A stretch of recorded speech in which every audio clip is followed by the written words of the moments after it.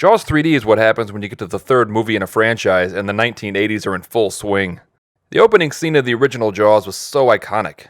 The death of Chrissy was forever seared into my brain and helped make millions of Americans fear the ocean. The opening scene of Jaws 3, on the other hand, you can probably take the 3D glasses off now.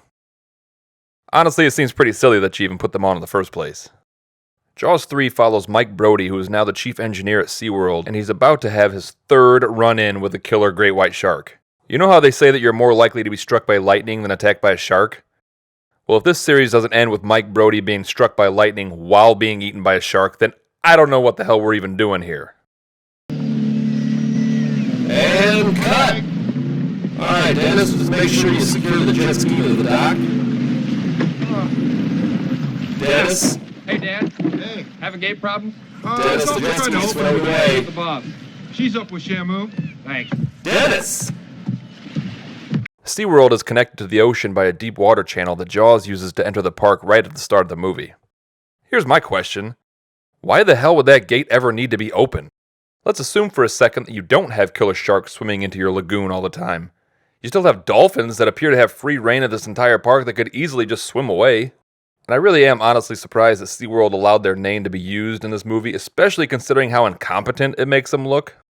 Either SeaWorld thought that they were untouchable, which is bad, or they thought that this movie made them look good, which is somehow way worse. But after having seen the movie Blackfish, I'm going to say that both options seem viable. I held your predecessor underwater until she stopped moving. Wait, what the hell did that whale just say? That's what I thought.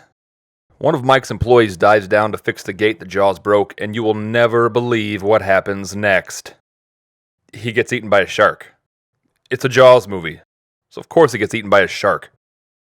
What else did you think was going to happen, dummy? Mike and Kay then take a submarine into the lagoon to look for the employee when he doesn't show up for work. I once got trapped in an elevator at my work for 9 hours and was forced to use a personal day. A personal day! I was trapped in a damn elevator! I had to drink my own urine just to survive. Well, according to the first responders, I didn't have to drink my own pee, but damn it, once those doors shut, I'm in survival mode.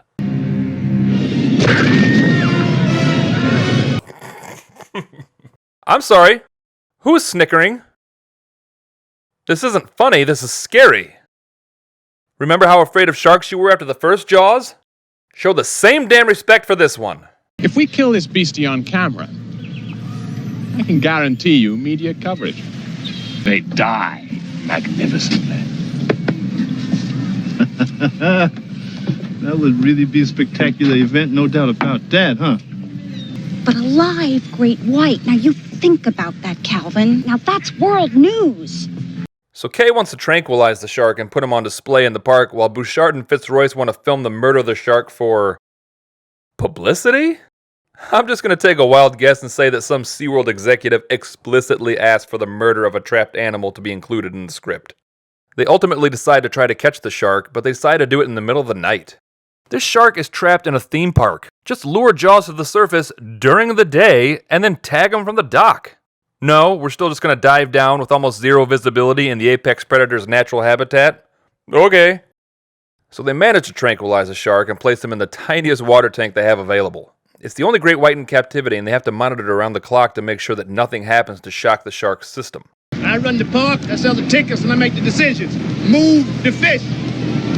I'll be able to stand in line and see it before 3. Now remember that they only decided to keep the shark alive for the sole purpose of drawing a big crowd, which is why it's odd that they opened the exhibit at 3 in the afternoon with just a small announcement over the speakers and a hilariously tiny sign. I mean, they aren't even charging extra to see the damn thing. Just a minute, please. Rename call. That's Dr. Morgan. Keep it moving, Danny. Assistant member. Come on. No. Boy, come on. Oh, and just like that, Jaws is dead, and the movie's over. Not as thrilling an ending as the first two, but whatever. Thanks for watching, and don't forget to like and subscribe. Alright, I'd say that episode was a success. Okay, let's see here. I've got a lovely bunch of coconuts. Diddly-dee. There they are, standing in a row. Red moon, yeah. Wait. The hell's that? Oh my goodness. Okay, it actually looks like there's about an hour left in this movie. I'm sorry, that was very unprofessional of me. They quickly discover that the shark they captured was a baby.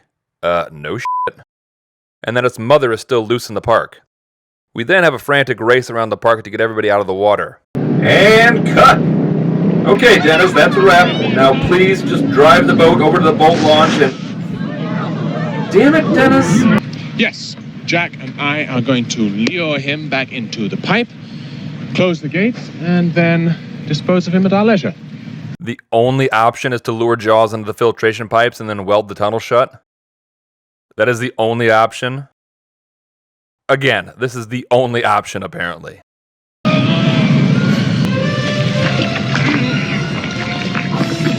Okay, that's the only way this plan could have gone.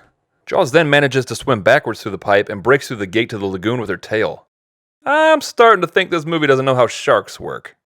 I read one time that the makers of Finding Nemo spent 8 months studying the movements of fish to make sure everything was as believable as possible. An actual conversation the makers of Jaws 3 probably had? Hey, sharks can hold doors open with their mouths, right? I don't know. Probably.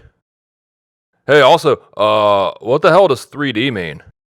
Huh, is that like the bra size of that chick from Total Recall with the 3 knockers?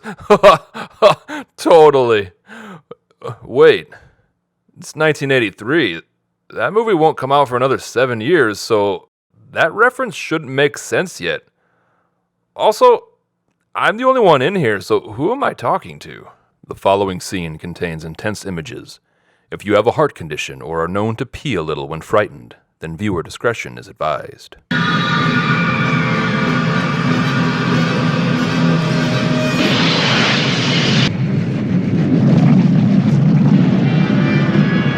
So Jaws ate half a fish, just the skin off some dude, and then decides to save Mr. Fitzroyce for later? Has this shark eaten anything today? Alright, now the movie's over, and, is this part in 3D?